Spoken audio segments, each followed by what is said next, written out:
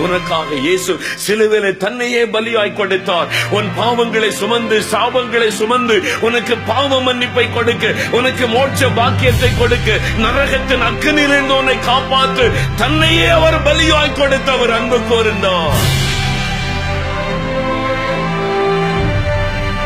அந்த சிலுவை தேவனுடைய அன்பை வெளிப்படுத்துகிறார். இயேசுவின் சிலுவைக்கு முன்பாக வந்து, ஆண்டவரே உம்முடைய ரத்தத்தினால் என்னை கழுவும், இந்த பாவத்தில் இந்த விடுதலை தாரும் என்று ஒரே ஒரு நிமிடம் உண்மையான இருதயத்தோடு மனம் திரும்பி நீ வேண்டினால் ஒரு நிமிடத்தில் உன் வாழ்க்கை மாறும்.